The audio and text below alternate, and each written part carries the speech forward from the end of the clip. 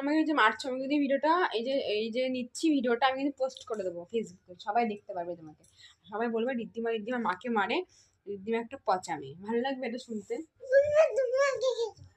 আমি আমার বিরিয়ানি তুমি খেয়েছো, তুমি আমার বিরিয়ানিটা খেয়েছো, তুমি ওর জন্য ডোনাট এনেছিলাম, আমি ডোনাটটা খেয়েছো, তুমি তোমার লজিস্টিকটা আমি হাফ খেয়েছি, কি হয়েছে হাফ খেয়েছি তো আমি খেয়েছি তো। আমি গাইজ আমি কিন্তু লজেসটা কিনে নিয়ে এসেছি ওর জন্য, আছে নাহলে ওর জন্য অনেকটা খাবার নিয়ে এসেছি, তার মধ্যে একটা লজেস আমি খেয়েছি এতগুলো খাবারের মধ্যে, তাতেই এমন করছে।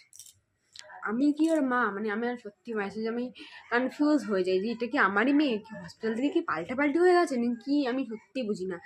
এই মনে হসপিটাল থেকে পাল্টাপাল্টি হয়ে গেছে, আমার মেয়ে না। আমার মেয়ে যদি হতো, আমি একটা লজেস খেয়েছি তার জন্য এত কিছু করতো না, আমাকে মারতো না। এই হসপিটালে যখন ছিলাম এ পাল্টে গেছিল, অন্যের বাচ্চা আমার হয়েছে, আমার বাচ্চা অন্যের কাছে গেছে, এটাই হয়েছে।